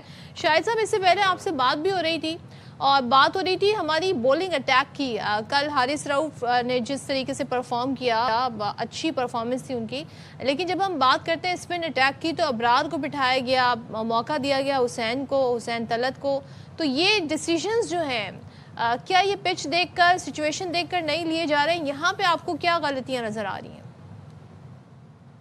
ٹاس کے وقت شاہین شاہ افریدی نے کہا کہ ابرار کی طبیعت ٹھیک نہیں ہے, اسی طرح وسیم جونیئر کی طبیعت ٹھیک نہیں ہے, ہو سکتا ہے فیور ہو یا کوئی ایسی وجہ ہو جس کی وجہ سے انہیں کھلایا. ادروائز ابرار نے پچھلے میچ میں ساؤتھ افریقہ کے خلاف 4 وکٹیں لی تھیں, بہت اچھی بولنگ کی تھی, تو ان کا کھیلنا بنتا تھا. لیکن ایک کسی پلیئر کی جگہ فیصل اکرم ایک اور اسپنر ہیں, ان کو موقع دینا چاہیے تھا. لیکن ٹھیک ہے, اب اگر پاکستان کی لائن اپ نے یہ میچ جیت لیا تو زیادہ تنقید نہیں بنتی. آئندہ کے میچوں میں اب فیصل اکرم مسلسل ٹیم کے ساتھ ٹریول کر رہے ہیں, ان کو چانس ملنا چاہیے. وسیم جونیئر کو بھی کل شاہین نے کہا کہ طبیعت ٹھیک نہیں ہے ان کو بھی چانس ملنا چاہیے. تو جتنے پلیئروں کو موقع دیں گے پاکستان کی بینچ اسٹرینتھ مزید مضبوط ہوگی. اور شاہد بھائی کل کے میچ کو آپ نے بھی دیکھا ہوگا, ابھی ہم اس پہ بات بھی کر رہے ہیں, اچھے سے انالائز بھی کیا ہوگا آپ نے. آپ کو لگتا ہے کہ آنے والے میچز میں سری لنکا پاکستان کو ٹف ٹائم دے سکتی ہے اگر ہم نے اپنی ان کمزوریوں کو, ان لوپ ہولز کو کور نہ کیا تو؟ بالکل دے سکتی ہے, اور رینکنگ میں ہم سے ایک رینکنگ بہتر ہے. وہ 4 نمبر پہ ہیں, ہم 5 نمبر پہ ہیں, لیکن انہوں نے بھی سلیکشن میں تھوڑا سا پرابلم کیا. 4 انہوں نے مین بالرز کھلائے اور باقی اوکیجنل بالر سے 5ویں بالر کا کام لیا, جو کہ غلط ہے, نہیں کرنا چاہیے. 5 پکے بالر کھلانے چاہیے ون ڈے میں, اور اسی طرح T20 میں انہوں نے غلطی کی. ہو سکتا ہے وہ اگلے میچوں میں اس غلطی کے اوپر قابو پائیں. پاکستان کا ٹاپ آرڈر بہت ہی سلو بیٹنگ کر رہا تھا. پہلے 10 اوور میں پاکستان کے صرف 28 رنز تھے, پاکستان کے 25 اوور میں صرف 96 رنز تھے. یعنی پہلے 25 اوور کی کہانی اور دوسرے 25 اوور کی کہانی بالکل مختلف ہے, کہ پاکستان نے اگر آخری 10 اوور میں 90 رنز نہ بنائے ہوتے تو اتنا اچھا ٹوٹل نہیں ہوتا. جس طرح فخر کھیل رہے تھے, جس طرح بابر کھیل رہے تھے, بابر نے 11 گیندیں لیں پہلا رن بنانے میں, اور ان کی جو انہوں نے 51 بالیں کھیلی تھی اس میں 32 ڈاٹ بالیں تھیں. فخر نے جو 55 بالیں کھیلی اس میں 35 ڈاٹ بالیں تھیں. بہت زیادہ ہیں, یہ اس سے کہیں زیادہ اچھے پلیئر ہیں دونوں, اور اتنا ٹائم نہیں لینا چاہیے. اسٹرائک روٹیٹ کرنی چاہیے, سنگل ڈبل پہ جانا چاہیے. اتنے کم رنز تھے 25 اوور میں, اور 4 وکٹیں بھی گر گئی تھیں.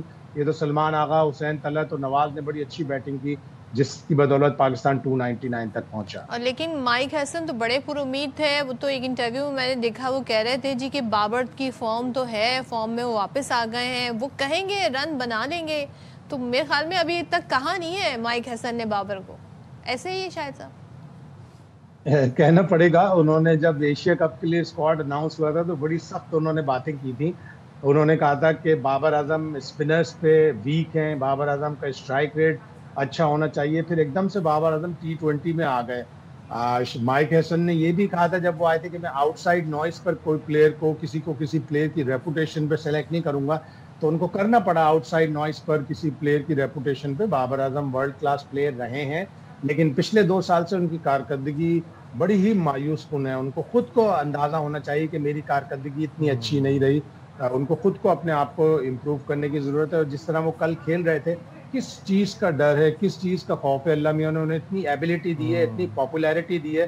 اگر وہ اس طرح بیٹنگ کریں گے, اتنی ڈاٹ بالیں کھیلیں گے, تو وہ پریشر میں آئیں گے اور پھر آؤٹ نہیں ہوں گے. لیکن نان دی لیس انہوں نے کل جو 2 کیچ باؤنڈری پر سلپ پہ جو کیچ تھے وہ بڑے ڈسکس ہو رہے ہیں شاہد صاحب. تو یہ بھی ایک ہیلدی سائن ہے کہ اگر آپ ایک ڈپارٹمنٹ میں نہیں پرفارم کر پا رہے تو آپ کا فوکس دوسری طرف بھی ہے. بڑا کروشل کیچ انہوں نے پکڑا تھا سمارا وکرما کا. اگر وہ اور دیر کھڑے ہو جاتے تو پاکستان کو کافی مہنگا ثابت ہوتا. بڑا زبردست سلپ میں کیچ پکڑا, اور جیسے میں نے کہا اللہ میاں نے انہیں بڑی پاپولیرٹی دی ہے. ان کے ایک ایکٹ پہ کراؤڈ, چاہے وہ گراؤنڈ میں ہو یا سوشل میڈیا پہ ہو, داد دیتا ہے. ٹھیک ہو گیا. بہت شکریہ, تھینک یو سو مچ. اور بھائی باپ سے یہ سب کی درخواست ہے کہ جب اتنا پبلک آپ کو دیکھنے آتی ہے, پبلک کا کریز ہے, تو وہ جی فارم جی آپ اپنی واپس لے آئیے, اور جو کہتے ہیں نا جو خامیاں ہیں وہ اس پہ کام کیا جائے تو وہ دور بھی کی جا سکتی ہیں. آج ہم آگے بڑھتے ہیں جی اور بات کرتے ہیں. آج بڑا اہم دن ہے اور بہت ضروری ہے اس دن کو منانے کا مقصد, کیونکہ جب اس طرح کا موسم آتا ہے, ویدر چینج ہوتا ہے, سردی آتی ہے, تو بہت ساری ڈفرینٹ قسم کی جو بیماریاں ہیں اس سے لوگ جو ہیں ان کو فیس کرنا پڑتا ہے. خاص طور پہ میں یہاں نمونیا کی بات کروں گی.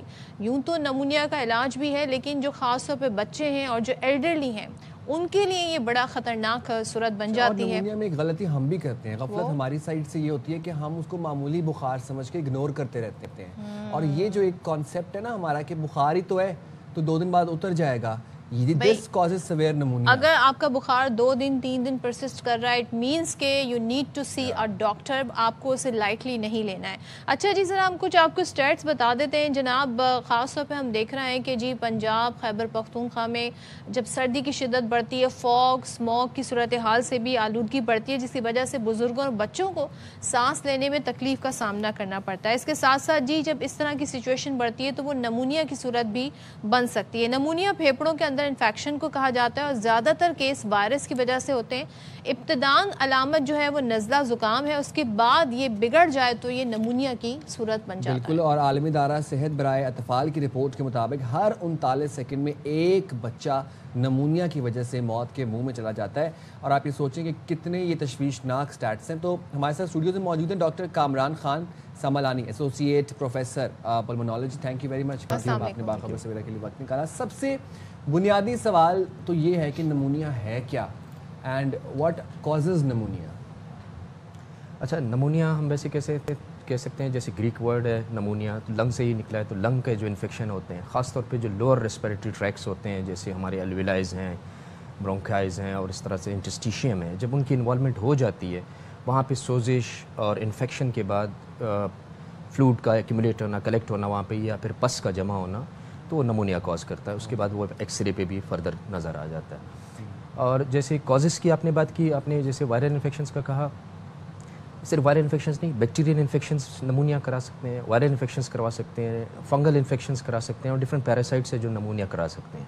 اس کے علاوہ نان انفیکٹیو کازز بھی اس کے ہیں, جیسے ڈفرینٹ قسم کے ایکسپوجرز ہیں, کیمیکل کا ایکسپوجر ہے, ایسپیریشن نمونیا ہم کہتے ہیں, تو گیسٹرک ریفلیکسز آ جاتی ہیں لنگس کے اندر. اور اسی طرح سے جو ڈفرینٹ قسم کے ریڈیشن سے ہو سکتے ہیں چیسٹ میں پرابلمس. تو ان ساری چیزوں سے کیسے بچے جب اتنے سارے فیکٹرز ہیں؟ جی ہاں, اسی لیے اس کو لیڈنگ کاز آف ڈیتھ کہتے ہیں پورے ورلڈ میں, مین کلر ہے اگر دیکھا جائے. اور خاص طور پہ بچوں میں, بچوں کا تو مین کلر ہی اس کا ایک لقب دیا گیا ہے. اور اس مرتبہ اگر 25 کی میں تھیم کی بات کروں تو تھیم بھی اس کا یہ ہے کہ سیو دا چلڈرن. تو بچوں میں بہت ہی کامن ہے, اور اموات بھی سب سے زیادہ ہوتے ہیں اکارڈنگ ٹو دا WHO. جی ہاں, اس کی شرح 4 ملین ڈیتھ صرف پر ایئر ہوتی ہیں, جس میں زیادہ تر مطلب 40 لاکھ کے قریب, جس میں زیادہ تر بچوں کی ہی اموات ہوتے ہیں جو 5 سال سے کم عمر کے. ایک چیز بتائیے گا, شروع میں عام نزلہ زکام کی طرح ہوتا ہے, کب یہ نمونیا میں چینج, انسان کب الرٹ ہو جائے کہ اب سچویشن ایسی ہے کہ لازمی ڈاکٹر کو آپ نے چیک اپ کرنا؟ دیکھیں, اس کے علامات میں بخار کا ہونا, اور پھر کھانسی, اور ساتھ میں اگر چیسٹ پین ہو رہا ہو اور سانس میں دشواری ہو. بخار کتنا؟ بخار اس میں ہائی گریڈ فیور ہی ہوتا ہے. لیکن ایک چیز جو میں آپ لوگوں کی توسط سے ایک چیز ہمیشہ کچھ کوشش ہم کرتے ہیں کہ اویئرنیس سیشنز میں اس میں بتائیں کہ کووڈ ایسا ایک ایرا گزرا ہے جس میں سیلف میڈیکیشنز بہت زیادہ ہوئی ہیں. لوگ اینٹی بائیوٹکس خود استعمال کرتے ہیں, اس کی وجہ سے اینٹی بائیوٹک ریزسٹنٹ ہو رہے ہیں. تو پھر انفیکشنز پہ جو عام گلے کی وجہ سے یا چھوٹے موٹے اپر ریسپیریٹری انفیکشنز ہوا کرتے تھے, وہ عام اینٹی بائیوٹک سے ٹھیک ہو جایا کرتے تھے. اب وہ بھی ریزسٹنٹ ہو رہے ہیں. جب وہ ریزسٹنٹ ہوں گے تو پھر وہ اس کو کور نہیں کریں گی, تو وہ فردر خراب ہو جائے گا. جب ورس ہوگا کنڈیشن تو لوور ریسپیریٹری ایئر ویز انوالو ہو گئے تو پھر نمونیا کی صورت میں آئیں گے. پھر نمونیا کے فردر کمپلیکیشنز ہیں جو ہو سکتی ہیں. اور نمونیا اگر ونس آپ کو نمونیا کی تشخیص ہو جائے پھر اس کا علاج کیا ہے؟ اچھا, نمونیا جیسے کچھ لوگ پہلے تو یہ کنفرم کرنا ہوتا ہے کہ آیا بیکٹیریل ہے یا وائرل ہے. وائرل کے لیے کوئی اینٹی بائیوٹکس نہیں دینی ہوتی. بہت سارے لوگ اینٹی بائیوٹکس, کئی ہمارے پاس جب آتے ہیں تو اینٹی بائیوٹکس لے کے آئے ہوتے, اس میں کوئی اینٹی بائیوٹکس کا رول نہیں ہے. جو وائرل نمونیا جیسے کووڈ تھا یا فلو ہے, اس کے لیے کوئی نہیں. جب بیکٹیریل نمونیا ہو تو پھر اس میں اینٹی بائیوٹکس کا رول ہوتا ہے, جس میں ہم امپیریکل اینٹی بائیوٹکس دیتے ہیں جب تک کلچر کی رپورٹس یا جو اسپوٹم ہے اس کی رپورٹس آ جائیں. فردر جب تک تو اس اکارڈنگ ٹو دیٹ پھر اینٹی بائیوٹک سوئچ کریں. ڈاکٹر صاحب میں یہ جاننا چاہ رہی ہوں جو ویکسین ہے نمونیا کی یہ کتنی اہمیت رکھتی ہے, اس کی افادیت کیا ہے, کس ایج گروپ میں لگتی ہے؟ اچھا یہ بہت ہی امپورٹنٹ ہے ویکسین نمونیا کو پریونٹ کرنے کے لیے, اور اس کو ویسے تو یہ ابھی امیونائزیشن کا پروگرام ہے, اس میں پروگرام میں شامل ہے, تو بچے جتنے بھی ہیں ان کو سب کو لگنی چاہیے, کیونکہ سب سے زیادہ اموات میں نے جیسے کہا کہ انوالومنٹ بچوں کی ہوتی ہے اور وہی زیادہ رسک پہ ہوتے ہیں, تو بچوں کے امیونائزیشن پروگرام میں ہے, اس میں اس کے ایج کے حساب سے پھر بوسٹر ڈوز بھی اس کے لگتے ہیں. اسی طرح سے جو ایڈلٹس ہیں ان میں 5 سال کے لیے لگتا ہے, اور اوور ایج آفٹر 60 ایئرس پھر ایک ہی مرتبہ 55 to 60 ایئرس ایک ہی مرتبہ ہوتا ہے. اور ہر ان لوگوں میں جو ایڈلٹس ہیں جو رسک پہ ہیں, جن کو ریکرنٹ انفیکشنز ہو رہے ہیں یا چیسٹ کے انوالومنٹس ہیں جیسے ایزدما, COPD, یا پھر ڈائبٹک پیشنٹس ان کنٹرول ڈائبٹیز ہے, یا دوسرے لنگس کے کوئی بھی ڈیزیزز ہیں, ان میں ضرور لگوانا چاہیے. اچھا, اور کن لوگوں کو یا کس ایج گروپ کو نمونیا کا زیادہ خطرہ ہوتا ہے؟ دیکھیں ایک تو جیسے میں نے کہا کہ بچوں میں بہت زیادہ ہے, اور اسی طرح سے ابو 60 ایئرس جو ہمارے اولڈ ایج ہیں لوگ, ان میں اس کی مین وجہ یہی ہے کیونکہ امیونٹی کمپرومائز ہو جاتی ہے, اور وہ لوگ جو آئدر امیونو کمپرومائز ڈرگز لے رہے ہیں, کوئی میڈیسنس قسم کی لے رہے ہیں, ڈفرینٹ قسم کی ڈیزیز ہوتے ہیں جس میں یہ میڈیسنس چل رہی ہوتی ہیں, یا پھر آلریڈی ان کے لنگس میں جیسے کہا کہ انوالومنٹ ہے, ان کو سب کو لگوانے چاہیے. ٹھیک ہے, thank you so much. Doctor Kamran Khan ہمارے ساتھ موجود تھے, ساری صورتحال پر بات کر رہے تھے. بھائی اپنا اور اپنے بچوں کا اور بزرگوں کا خاص طور پہ خیال رکھیے گا, موسم تبدیل ہو رہا ہے تو تمام طور پریکاشنز جو ہیں وہ بڑی ضروری ہیں. اور اچھا, وہ آپ اکثر ایک بات کرتی ہوتی ہیں کہ کووڈ میں ہم نے ایک بڑی اچھی عادت اپنائی تھی ماسک پہننے کی, تو ہم نے وہ عادت چھوڑ دی جیسے کووڈ چلا گیا نا. اب دیکھیں آپ جو کراچی میں فی الحال جو موسم چل رہا ہے, ڈسٹ والا, خشکی, خنکی ہے, لاہور پنجاب والی سائڈ بھی سیم یہی اسموک والا ایشو, تو ماسک لازمی پہنیں, اور اگر آپ کو لگ رہا ہے کسی کو بخار ہے, کسی کا گلا خراب ہے, اس سے بھی اجتناب کریں, اور اس بندے کو خود ہی آپ سے دور رہنا چاہیے, ڈسٹینس مینٹین کرنا چاہیے. اس چیز کا خیال رکھنا چاہیے. اب ہم بریک لے رہے ہیں, بریک کے بعد جلدی سے واپس آتے ہیں.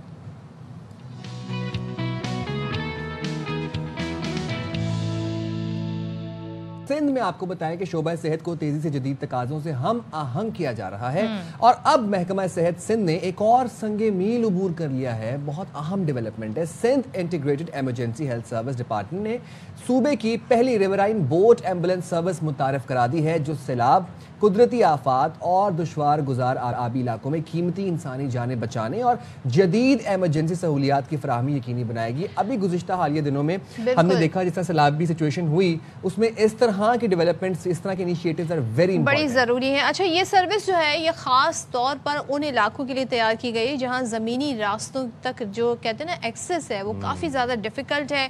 اچھا, بوٹ ایمبولینس میں کیا ہے جی؟ اس میں جدید طبی آلات ہیں, وائرلیس کمیونیکیشن سسٹم ہے.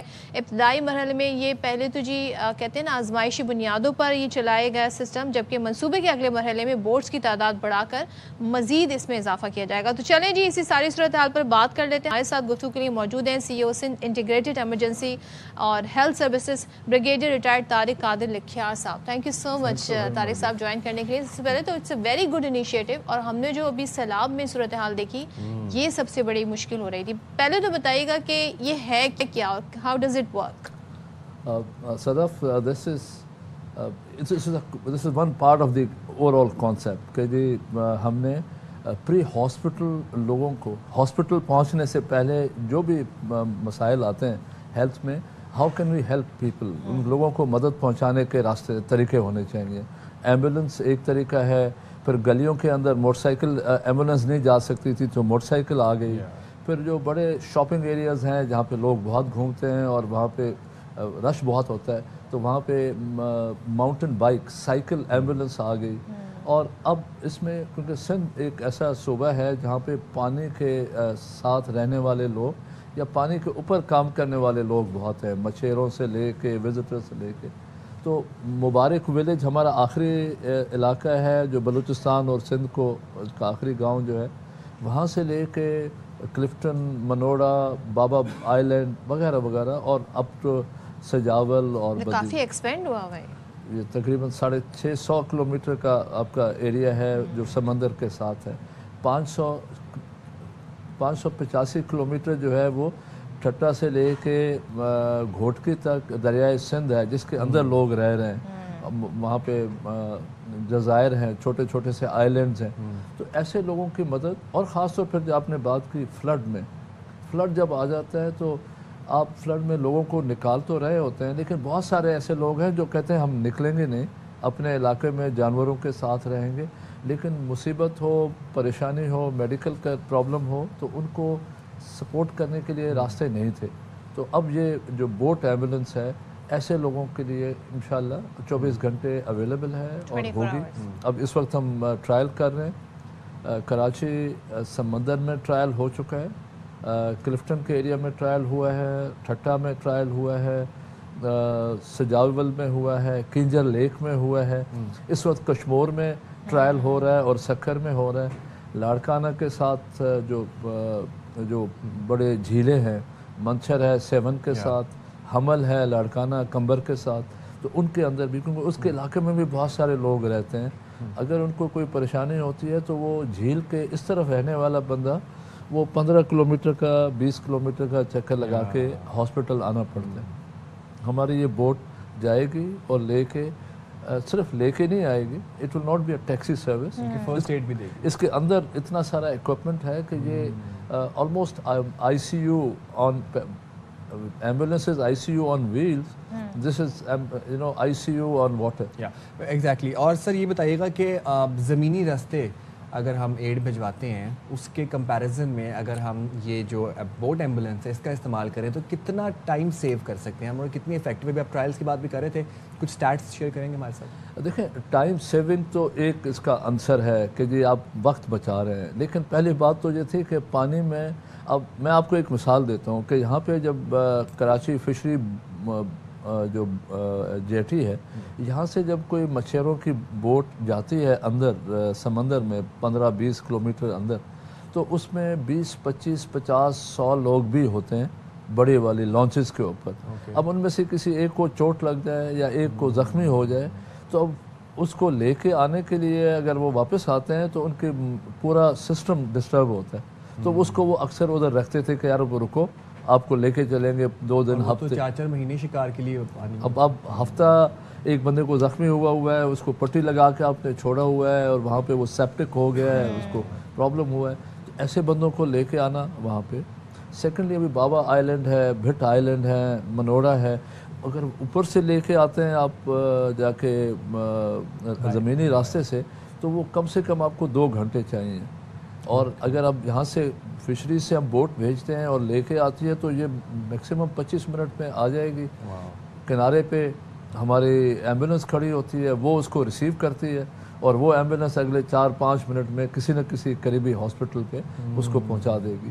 تو یہ ایک ہمارا نام ہے hope on the way. Hope on دا وے.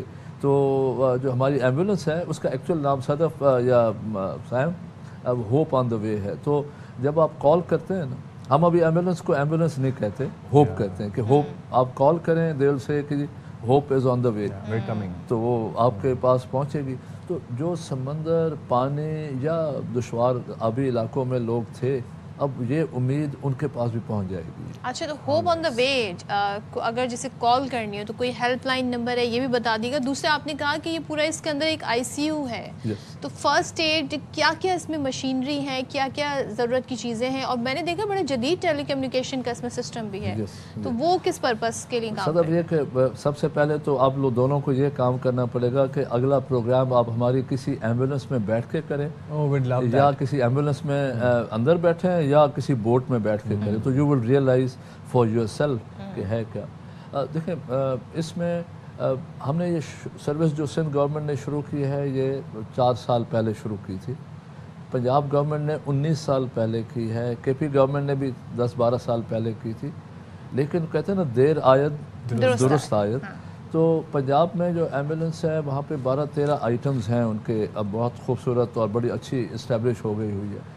لیکن میں آپ کو بتاؤں کہ سندھ گورنمنٹ میں ڈاکٹر عذرا ہماری منسٹر ہیں، تو شی از اے ڈیڈیکیٹڈ لیڈی. تو میرے آنے سے پہلے انہوں نے جو آئٹمس رکھے تھے، اس ایمبولینس میں 29 پیسز آف ایکوپمنٹ لگے ہوئے، 29. اور یہ واحد ایمبولینس سروس ہے پاکستان اور ساؤتھ ایشیا کی جس میں ہمارے 600 ایمبولینسز میں سے 110 ایمبولینسز ایسے ہیں جس میں وینٹیلیٹر لگا ہوا ہے. اور وینٹیلیٹر آپ کسی بڑے ہاسپٹل میں بھی جائیں تو آپ کو سفارش پہ بھی نہیں ملتا. تو یہ فری آف کاسٹ اویلیبل ہے. وینٹیلیٹر ہے، اے ڈی مشین ہے، سکشن مشین ہے، کسی ہارٹ اٹیک والے کو پیشنٹ آیا ہوا ہے تو اس کو ہمارے پاس اے ڈی ہے کہ وہ خود اس کو الیکٹرک پلس دیتی ہے، خود محسوس کر کے آٹومیٹک کہ ابھی اس کو میں کس وقت جھٹکا الیکٹرک شاک دیں تاکہ وہ ریوائیو ہو جائے۔ اس کے بعد روڈ ٹریفک ایکسیڈنٹس میں ہمارے بہت سارے لوگ کھینچ کے ایک ہڈی ٹوٹے مریض کو 2 ہڈیاں اور توڑ دیتے ہیں۔ ایسے ہی ہوتا ہے۔ اب ہمارے جو لوگ جاتے ہیں تو دے ہیو کالرڈ لاکس اور ان کے وہ سارے ہڈیوں کو پہلے لاک کرتے ہیں، اس کے اٹھا کے پھر وہ ایمبولینس میں لے کے آتے ہیں۔ تو وہ ڈیمیج میں آپ کو بتاؤں کہ 83% لاس ہوتا تھا، ڈیتھس ہوتی تھیں روڈ ٹریفک ایکسیڈنٹ سے۔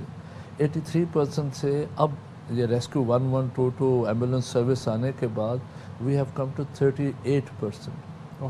مطلب یہ سب سے بڑی مثال ابھی روڈ یہ ہزارہ ایکسپریس نواب شاہ کے قریب train accident A R Y ہمارے ساتھ تھا وہاں پہ، وہ ہوا 863 لوگ، 13 میں سے 11 بوگیاں گر گئیں نیچے، 863 لوگ زخمی ہوئے، 29 تو وہاں پہ شہید ہوئے۔ لیکن اس کے بعد وہاں سے اٹھانے سے لے کے ہاسپٹل تک ایک بندہ بھی فوت نہیں ہوا بیکاز اس ایمبولینس نے ان کو اتنا کیئر دی۔ تو مطلب بریگیڈیئر صاحب ہم یہ اخذ کر سکتے ہیں آپ کی بات سے کہ 1122 پہ ایک کال اگر مریض کرتا ہے تو ہاسپٹل سے زمینی رستہ طے کرتے ہوئے ایمبولینس کنارے سے پھر بحری رستہ طے کرتے ہوئے مریض ہاسپٹل اور پھر وہاں سے ڈائریکٹ پھر ہاسپٹل۔ بس یہ ایک ایسا سیملیس آپریشن ہے کہ آپ کال کریں کسی بھی جگہ پہ اور تقریباً 12 کلومیٹر 15 کلومیٹر شور سے اندر تک ہمارے پاس رینج ہے، اور اب انشاءاللہ یہ اور بھی بڑھ جائے گا۔ یہ ہم نیوی کے ساتھ رابطہ کر رہے ہیں، کوسٹ گارڈ کے ساتھ ہمارا لنک ہو رہا ہے، ایم ایس اے کا ساتھ لنک ہو رہا ہے۔ تو اگر یہ آ گیا تو ان کے کمیونیکیشن نیٹ ورک سے بھی ہمیں میسج آ سکتا ہے، تو ہم پھر ہمارے رینج 300 کلومیٹر تک بڑھ جائے گا۔ لیکن ظاہر ہے ہماری جو چھوٹی بوٹس ہیں 300 کلومیٹر تک جا تو نہیں سکیں گی، لیکن ہمیں پتہ لگ جائے گا کہ کوئی پیشنٹ آ رہا ہے دور سے اور ہمارے پاس پہنچے گا تو وی شوڈ بی ریڈی۔ تو یہ ایک بہت اچھی سہولت ہے۔ تو 1122 ایک بالکل سادہ نمبر ہے، اس کے اوپر آپ کو ساری سہولیات مل جائیں گی۔ ایک اور میں آپ کے ذریعے 1123 1122 ایمرجنسیز کے لیے، نان ایمرجنسی آپ گھر پہ بیٹھی ہوئی ہیں، آپ کے بچے کو بخار ہے، پیٹ میں درد ہے، آپ کو کوئی پرابلم ہو رہی ہے اور آپ سمجھتے ہیں کہ مجھے ایمرجنسی تو نہیں ہے لیکن مجھے ایڈوائس چاہیے، تو 1123 کال کریں، 24 گھنٹے ہمارا ڈاکٹر فری آف کاسٹ آپ کے لیے اویلیبل ہوگا 24/7۔ اس کے بعد سیکنڈ وہ او پی ڈی ہے، وہ او پی ڈی آپ کو ایڈوائز کرے گا، آپ سے ویڈیو کال پہ بھی بات کر سکتا ہے، ریکمینڈ کر دے گا، کوئی ڈاکٹر ریکمینڈ کر دیں گے، وہ ڈاکٹر ریکمینڈ کریں، کوئی دوائی ریکمینڈ کریں، کوئی آپ کو ٹریٹمنٹ ریکمینڈ کریں کہ جی آپ اس طرح کر لیں۔ سیکنڈ جو سب سے بڑا پرابلم آ رہا ہے وہ سائیکولوجیکل مینٹل ہیلتھ کا آ رہا ہے آج کل ہر جگہ پہ، اس کے لیے ہم نے 1123 پہ کلینکل سائیکالوجسٹ اور کلینکل سائیکٹرسٹ وہ بٹھائے ہوئے ہیں۔ کہیں پہ بھی کوئی آج کل ڈرگ ابیوز کا، گھروں میں فیملیز کے ایشوز ہیں، میاں بیوی کے ایشوز ہیں، میاں اور بیوی لڑائی ہوئی ہے، میاں آفس چلے گئے، اب بیگم کس کے ساتھ بات کریں، how to talk and how to vent out, how to discuss. تو ہمارے پاس بہت ساری کالیں آتی ہیں جہاں پہ ٹیمپریچرز بہت ہائی ہوتے ہیں اور ہمارے لوگ سن کے اس کو کول ڈاؤن کر کے اس کو بھی۔ میں آپ کو بتاؤں کہ ان لاسٹ 10 months ہم نے 18 سوسائڈ کیسز ری الائن کیے ہیں to the normal life. 10 months، ان میں سے اوورسیز بھی ہیں، شارجہ سے ہے، کوئی کینیا سے ہے، لیکن یہ ایک سروس ہے۔ تیسرا فیملی کاؤنسلنگ کے لیے ہے کہ فیملی پلاننگ کے ایشوز کے اوپر کوئی بات کرنا چاہتا ہے تو وہ بھی ایک۔ سو 1123 از اے نان ایمرجنسی ہیلپ لائن جو آپ کو 24 گھنٹے، ابھی یہاں بیٹھے ہوئے میرے جانے کے بعد بھی جب بھی آپ کال کریں گے یو ول فائنڈ اے۔ کیا بات ہے، زبردست، بڑا زبردست کام ہو رہا ہے، hope on the way. And 1122 ساتھ ہی 1123 بھی نمبر ہے جس پہ دیگر مسائل جو ہیں اس حوالے سے بھی آپ کو ہیلپ ہو سکتی ہے۔ Thank you very much brigadier صاحب، lovely having you on the show. Thank you so much. तो जनाब ये मुझे बड़ी आज इंपॉर्टेंट इन्फॉर्मेशन पता चली, 1123 पे आप नॉन एमरजेंसी कॉल्स कर सकते हैं अगर आप फीलिंग स्ट्रेस्ड या कोई फैमिली प्लानिंग से रिलेटेड इश्यूज हैं या कोई आपको निजी मामला आता है, कोई लड़ाई झगड़े वाला फैमिली के आपस में, you can call 1123 and gate therapy. आप डॉक्टर से भी कुछ अगर रेकमेंड करवाना चाह रहे हैं वो चलें जी, हम आपका मूड सही करते हैं जी और हम आपको बताते हैं जनाब के मौसम कैसा है। और मौसम की बात करें तो जो बालाई इलाके हैं मुल्क के वहाँ पे ठीक ठाक ठंडी ठार सर्दी पड़ रही है, जबकि खैबर पख्तूनख्वा पंजाब में जब हम बात करते हैं तो जो वर्ड है ना खून जमा देने वाली सर्दी, वाकई ऐसे ही है। और कराची वालों को अलबत्ता अभी तक इंतज़ार है कि सर्दी कब आएगी, जो सर्दी यहाँ पे होती है वो कब आएगी, क्योंकि सुबह थोड़ी सी खुनकी है। अब जो कराची में रहते हैं ना, खुनकी का वर्ड उन्हें पता होगा कि ये क्या होती है। और रात में थोड़ी ठंड हो जाती है, दिन बिल्कुल ऐसा है जैसे कि गर्मियों जैसा। जब मैं कराची आया था ना तब मुझे इस तरह के अल्फाज पता थे, यख बस्ता हवाएं, सफ़ेद चादर ओढ़ ली, सर्दी जोबन पर आ गई। अब कराची आके मुझे सर्दी के मौसम के लिए ये अल्फाज याद है कि खुनकी, खुश्की, धूल। तो मतलब कराची का मौसम कुछ इस तरह से है, कुछ मिक्स्ड एंड कंफ्यूज्ड है। महकमा मौसमियात ने इस्लामाबाद में मौसम खुश्क और सुबह और रात को सर्द रहने के साथ साथ जीबी में मौसम सर्द और मतला जुज़वी अबर आलूद रहने की तवक्को भी जाहिर की है। और इसी तरह पेशावर में भी सर्दी के साथ मौसम खुश्क और सर्द रहेगा और इसी के साथ साथ लाहौर में मतला साफ और मौसम सर्द रहेगा। अच्छा जी, चलास की जरा बात कर लेते हैं। वहाँ पर जी खौफनाक लैंडस्लाइडिंग हुई जिसमें 6 गाड़ियाँ मलबे तले दब गई हैं। 2 गाड़ियाँ जो हैं वो दरिया में जा गिरी हैं, जबकि एनी शाहिदीन कहते हैं कि लैंडस्लाइडिंग अचानक पेश आई और मकामी लोगों ने अपनी मदद आपके तहत जी रेस्क्यू ऑपरेशन किया। उसके बाद रेस्क्यू टीमें पहुंची हैं। तो चलें जी ज़रा जान लेते हैं कि यहाँ पर क्या सूरत हाल है। हमारे साथ मौजूद है तर्जुमान गिलगित बल्तिस्तान हुकूमत फैजुल्लाह फ़िराक साहब। थैंक यू सो मच फ़िराक साहब ज्वाइन करने के लिए। ज़रा बताइएगा इस वक्त क्या सिचुएशन है रेस्क्यू ऑपरेशन की। बिस्मिल्लाहिर्रहमानिर्रहीम, बहुत शुक्रिया।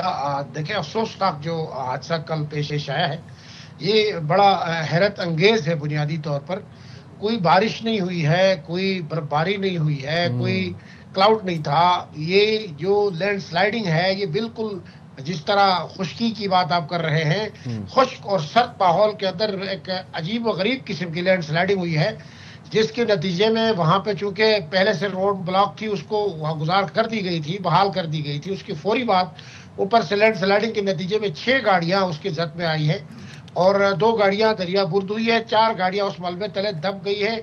और जो ही स्लाइडिंग ने ऊपर से ट्रेवल किया है उस वक्त लोगों ने भागना शुरू कर दिया है।